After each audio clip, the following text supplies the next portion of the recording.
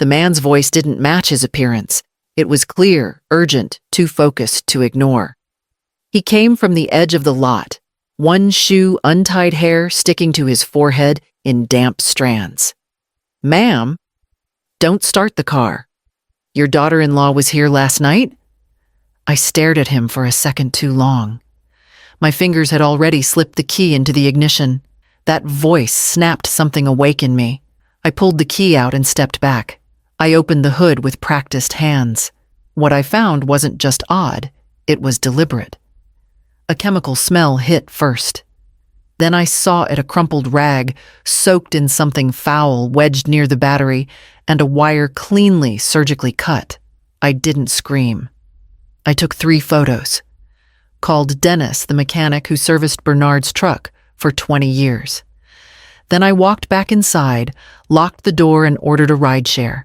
The driver tried to make conversation, but I just stared out the window. My husband's name still hung on a brass plate outside the law office. Bernard Kerrigan, registered consultant. He'd hated lawyers. The irony wasn't lost on me. Inside, the air was too warm. Adriana stood by the window, wine glass in hand, her back to the door. Marcelo was nowhere in sight. She turned, and when she saw me, the glass slipped from her hand. It shattered loudly. "I didn't think you'd be joining us," she said, voice tight.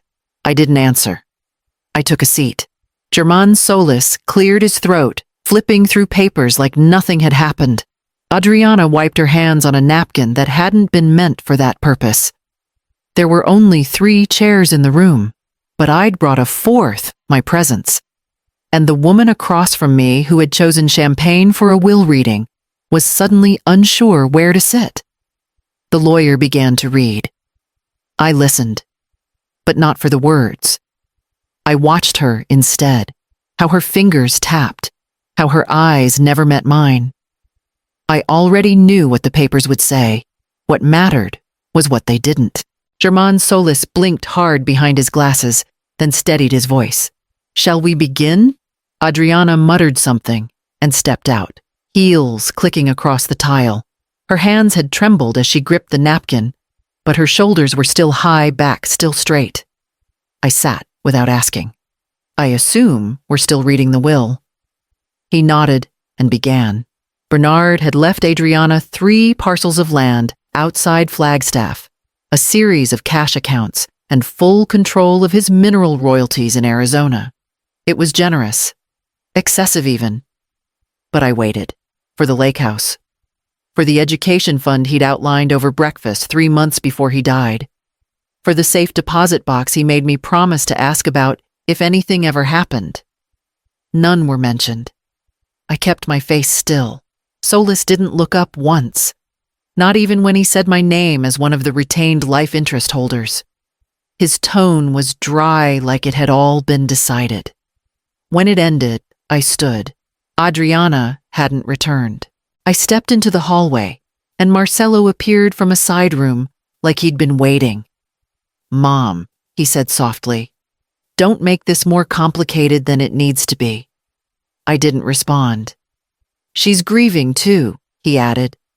So was I, though no one ever asked how. Not when they rushed the funeral. Not when they insisted on cremation for efficiency. Not when Adriana moved Bernard's things out of the office within a week without a word to me.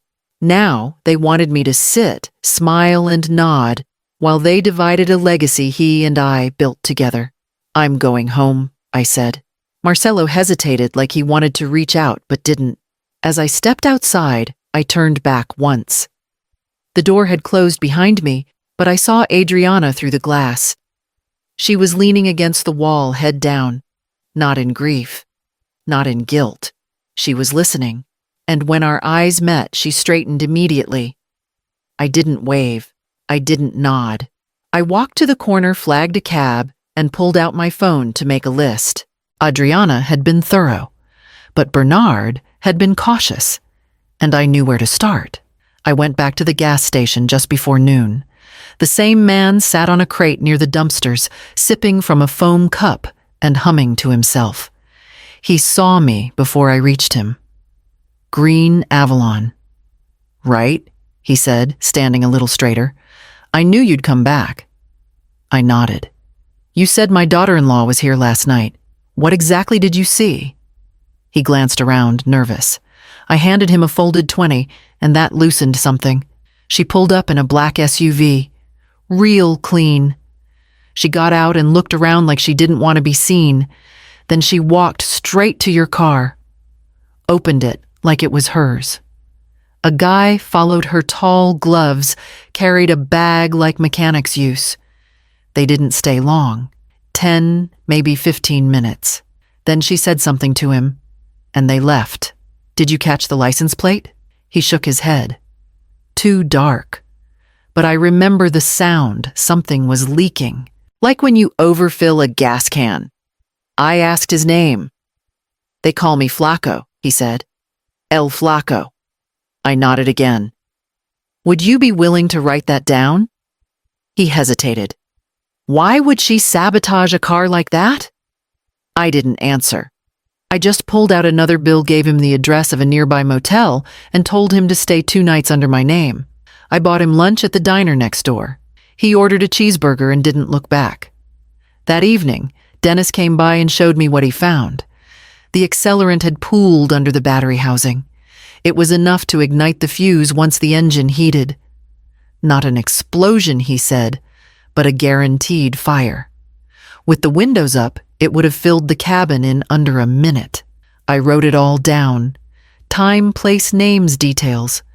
I used Bernard's old leather ledger, the one with cracked corners and soft pages. There were still pieces missing, but I had a direction. And I knew where Bernard kept his secrets. I drove to Bernard's old office the next morning, parking 2 blocks away, so Adriana wouldn't notice if she happened to swing by. She'd started calling it her consulting space, though no one seemed to know what she actually consulted on. Her car wasn't there. Good. I let myself in with the spare key Bernard once hid under a loose brick in the garden. She'd cleaned the place out.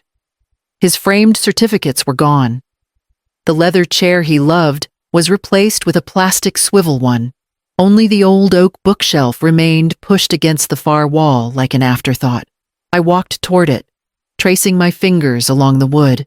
Bernard always kept things tucked away. Notes, memos, receipts he swore he'd need someday. I tugged at a drawer built into the lower section. Empty. But when I ran my hand along the back, my fingertips brushed something rough. Tape. I peeled it off, carefully. A small USB drive fell into my palm. No label, just a date written in Bernard's handwriting. 3 weeks before he died. My breath tightened, but I slipped it into my pocket and locked the office behind me. At home, I sat at my kitchen table and plugged it into my laptop. For a moment, nothing happened. Then a single audio file appeared. I clicked play. Bernard's voice filled the room, tired, thin, but unmistakably his. If anything happens before I change the will, check the safe at Linwood Storage. The key is in the hummingbird jar. I froze. The hummingbird jar had sat on the windowsill for 20 years. It held old buttons, loose screws, a stray needle or two. I crossed the room slowly, as if noise might break something fragile inside me. I lifted the jar, poured its contents onto a dish towel, and there it was. A small brass key untouched by dust. I held it in my hand for a long minute, feeling its weight settle into something heavier. Whatever Bernard wanted me to find had been hidden on purpose. And now, finally, I knew exactly where to go next. The clerk at Linwood Storage didn't need my name. You're Bernard Kerrigan's wife, right? He was here a lot. Real polite. Always brought his own locks. He handed me a clipboard, then walked me down a quiet hallway lined with temperature-controlled units. He said he was storing blueprints, but he came in alone, always early. Unit 109. The key clicked with no resistance. It smelled like cedar and dust. Inside were 3 plastic crates and a metal lockbox bolted to the floor. I opened the crates first. On top, Bernard's updated will. Dated and notarized. My name as sole beneficiary and executor. No mention of Adriana. No mention of Marcelo either. The instructions were specific. After debts, everything would be placed in a long-planned scholarship trust for first-generation college students in our county. The same program he had talked about every winter, jotting numbers down on napkins. Below the will were photocopies. 5 years of bank records, trust, documents, receipts, all in order. I unlocked the metal box last. Inside a single envelope with my name written in his handwriting. It read, "If you're reading this, I wasn't fast enough. Be careful." There's more than greed behind her smile. That was all. No apologies. No explanations. I sat on the floor for a moment and let the hum of the storage unit surround me. I thought I might cry. But no tears came. Instead, I began sorting the contents into folders. Evidence, will, statements, notarized letters. I took photos of each page before packing them into my leather case. The documents needed to be secured before I made a move. Adriana hadn't just stolen from a man's estate. She had tried to erase his legacy. She wanted more than money. She wanted to become something Bernard never promised her, but he'd seen it. And now so had I. I drove straight to the bank and placed everything in a private vault under my maiden name. No one would touch it again until I was ready. When I got home, I called someone I hadn't spoken to in years, a woman I once taught, now a forensic accountant. Rena met me at a coffee shop 2 towns over. She looked older than I remembered. Sharper, quieter, but her handshake was still firm. I had once written her a letter of recommendation for a job she didn't get. Now she handled inheritance fraud for people with more money than trust. "I'll need access to the last 2 years of statements," she said, sliding her laptop open. "Digital files, if possible." I handed her a flash drive with everything Bernard left behind. She called 2 days later. There were 6 transfers, she said, all within a 9-week window, totaling just over $4 million, all traced through shell companies out of Delaware, one even registered to a P.O. box that no longer exists. The name attached to the filings, A. Pause. Adriana's maiden name. I sat with that for a moment. $4 million, quietly siphoned, while Bernard lay in a hospital bed too sick to drive, too foggy to speak clearly. 2 of those companies rerouted funds offshore. Rena continued. To accounts flagged last year in a separate investigation. She's not subtle, just fast. I asked about Marcelo. He's on one power of attorney document. Signed electronically 5 days after Bernard was hospitalized. I doubt he read it. I doubt he even remembers it. I thanked her and promised a wire transfer for her work. That night I sat on the porch with Bernard's ledger and the flash drive in my lap. The dog next door barked at nothing, and somewhere down the road someone was burning leaves. Adriana had moved pieces, fast made herself executor in practice, even if not in fact. But she hadn't counted on me finding Bernard's safe, or the original will, or Rena. She'd built a web around herself, thinking no one would look too closely, thinking I'd be content with silence and polite grief. But I still had the one thing she didn't. The original truth. Signed, witnessed, and now in safekeeping. I poured a glass of water and opened my calendar. Then I marked a Thursday in red ink, the night I would invite them both to dinner. I set the table with care. Cloth napkins, real silver, the kind of plates that clinked softly when you placed a fork just right. I cooked enough for 4, though there were only 3 of us expected. Habit, maybe, or balance. Adriana arrived first, holding a bottle of wine like it was a peace offering. Pinot Noir, she said, smiling too brightly. Bernard always liked it. Marcelo followed, a minute later distracted, already loosening his tie. "Place looks nice, Mom," he said, barely looking around. We ate in careful silence at first. I asked about work. Marcelo spoke about a potential refinance on the lake house. Adriana nodded along, tossing in phrases like equity growth and property leverage. I let them talk. After dessert, I stood and left the room briefly. When I returned, I carried a manila folder and a single photograph. I set the photo down first. It showed Adriana beside my green Avalon. A man stood next to her, holding a duffel bag. The timestamp read 11:03 p.m., the night before the will reading. Adriana went still.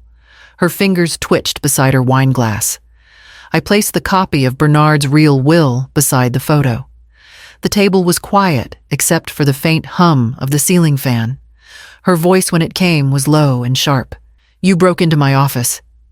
"No," I said. "I went home." She stood abruptly. "This is manipulation. It won't work." Marcelo looked at her, then at me. He didn't speak. Adriana's hand moved toward the center of the table, toward the steak knife she hadn't used. "Don't," I said, softly. She froze, but only for a second.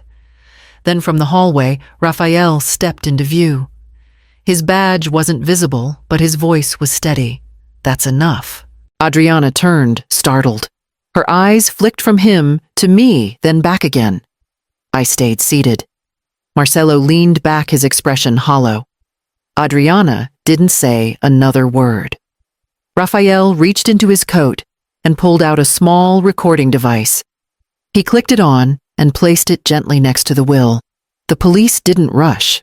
They came quietly, without lights or noise, just two officers in plain clothes and a clipboard between them. Raphael had already filed the necessary paperwork, so there were no questions, just signatures, and a brief tense pause as Adriana was escorted from my house in silence. She didn't look at me. Marcelo followed her out. Slower, shoulders slumped. The charges came the next morning: attempted murder fraud and will tampering. Raphael called me with the update voice flat but calm. "It's going to move fast," he said. She left a trail, but the break came sooner than expected. German Solis. The lawyer who read Bernard's fake will was brought in for questioning. He cracked within 24 hours. They had him on document forgery, and he didn't want to go down alone. He handed over a folder of emails and signed statements showing Adriana had paid him cash, delivered through a third party, and pressured him to backdate the signature. The notarization was fake. The will she presented never stood a chance in court.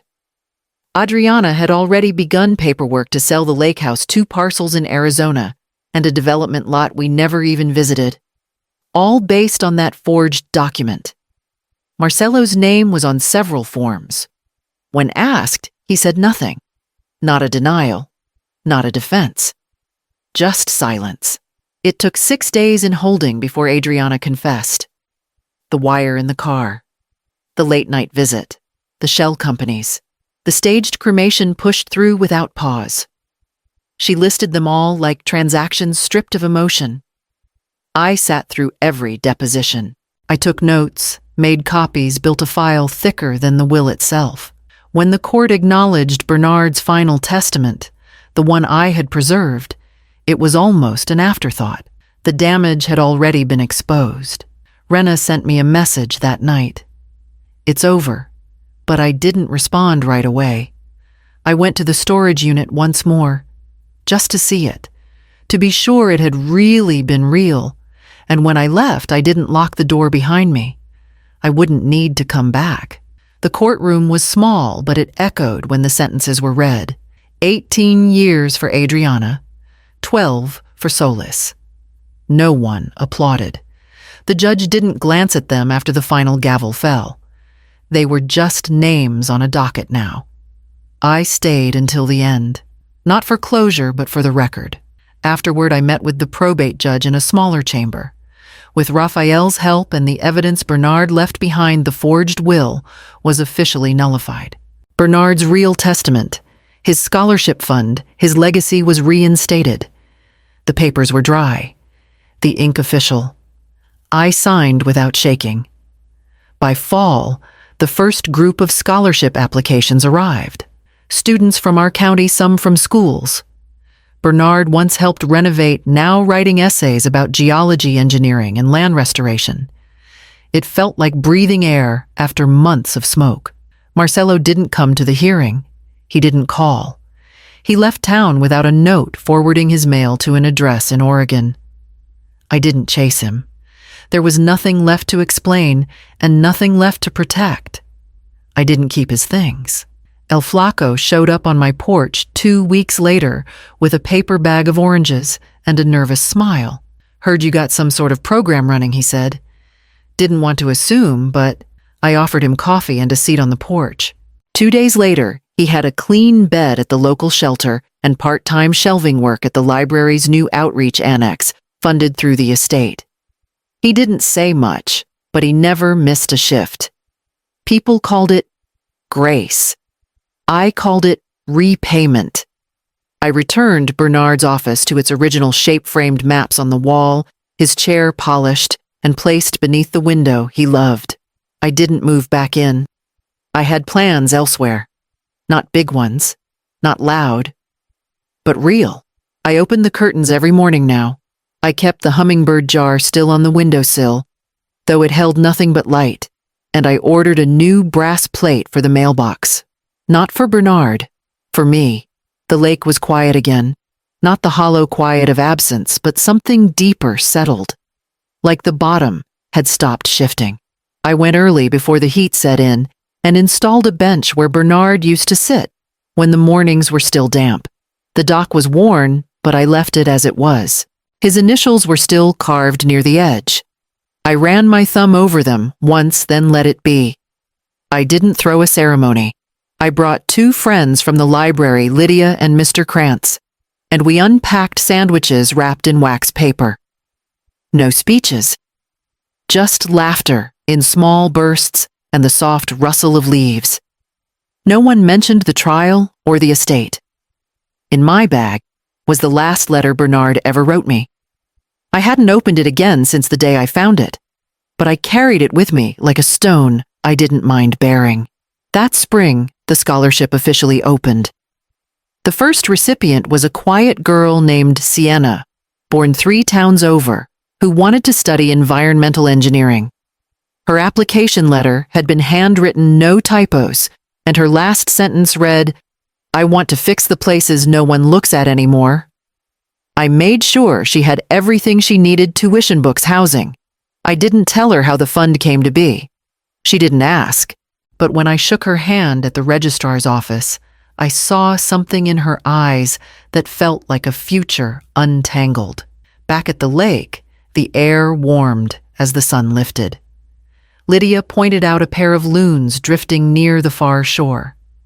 Mr. Krantz passed around oatmeal cookies he'd packed in a tin that used to hold screws.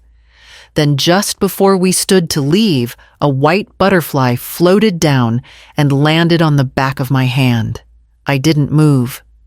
It stayed a moment longer than expected, just long enough to feel like something more. Then it lifted, and I gathered the napkins, folded the blankets, and walked home, with the day still resting on my shoulders.